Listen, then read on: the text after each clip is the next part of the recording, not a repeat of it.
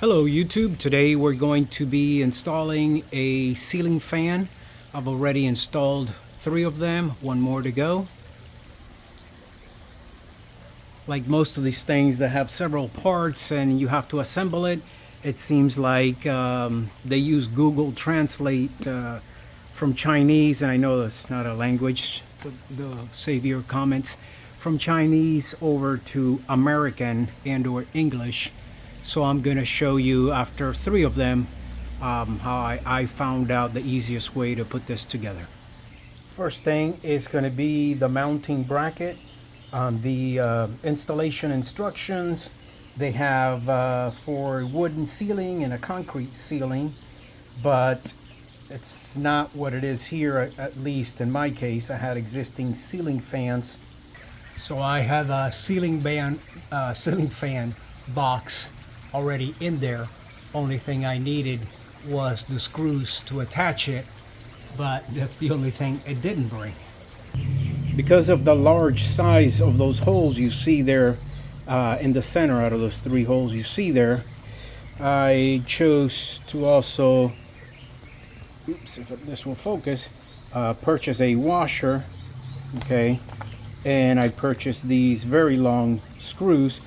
The reason being, for that one over there, the box was not like this one here, how it should be. It was like an inch further in, so I don't know why the electrician that attached it did that, but I bought these very long ones just in case, because there's plenty of room.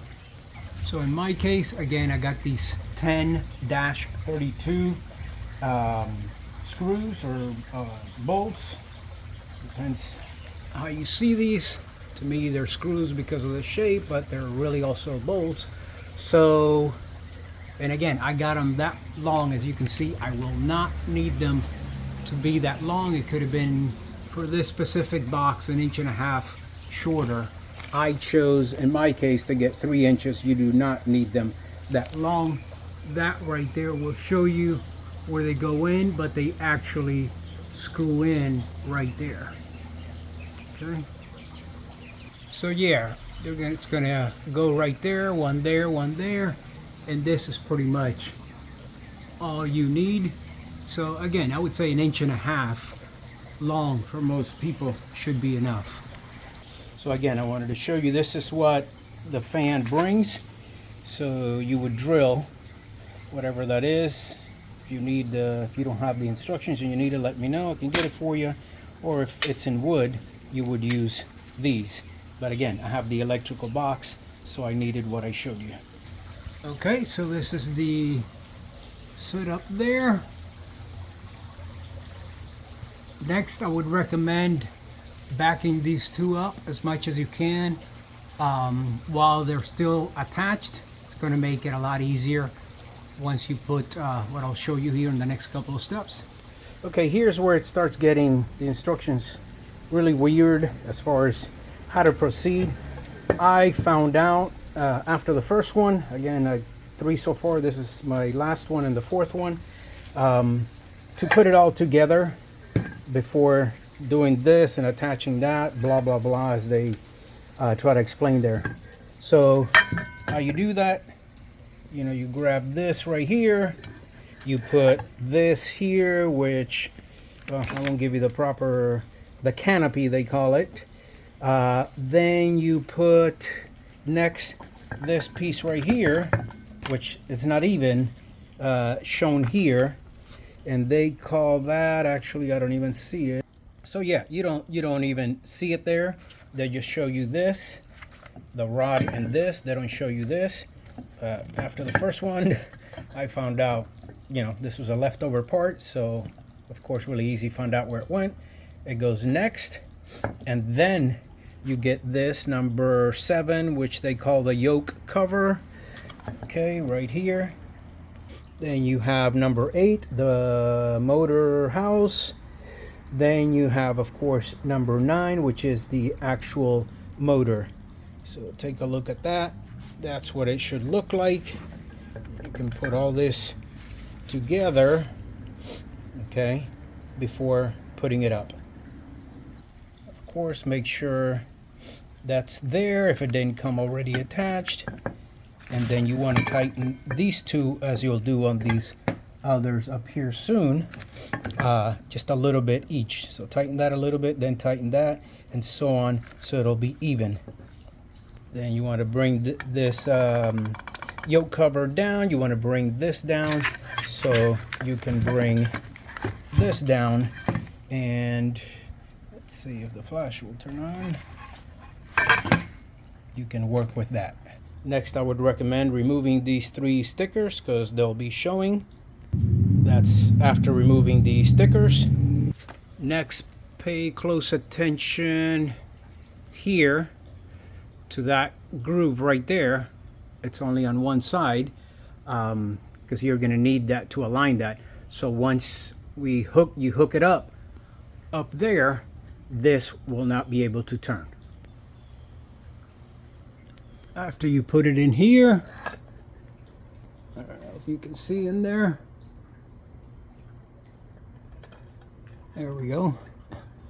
After you put it in there, now you're going to attach all your wires and the unit for the remote control. It's going to slide in there. Okay, for me, even though the instructions didn't show it, I found out this goes like this. See on my right hand side how it comes down. That's what's going to keep it from going over. So you're going to slide it in, and this right here, see the shape there, the roundness, that's what's going to hold it in place. That little white right here, that's the antenna for the remote control. So you want that to be sticking out. I don't know if you can see it here on this one, how it's sticking out. And on the other one also, I can even see it from here. You probably can't. So you get, reception from farther away instead of just leaving it in there. Before and as you're sliding this in here, okay, pay close attention where you want to leave the ground wire, to which side, and the white and the black wire coming from the house, the neutral wire, and the wire with power, because they're going to attach right here, the white to the white. Hopefully you have a white one from the house and a black one. It's really easy. That's how they attach. And then these are going to be attached to these very long ones with the motor, which I did not cut. If you're doing the same setup I have, of course you can cut them, because it brought those poles, hopefully you can see behind the plant there. If you wanted to put it lower, depending on the look you want or how much, how high your ceiling is, of course you would need these right here that long. So of course by color, very easy, and hopefully also by color, white and black, very easily here. And green is your ground wire at the house also. So pay close attention to that. Again, I chose to leave this out instead of tucking it in. So doing the gonna do the wires now. So there it is, the live are black on black, the neutral white on white, and then the remote ones right there. Very easy, just the same exact color. There you go there. And then lastly, this blue and white you see there, with the blue and white you see there. Pay close attention to the tips. There's a certain way they go in.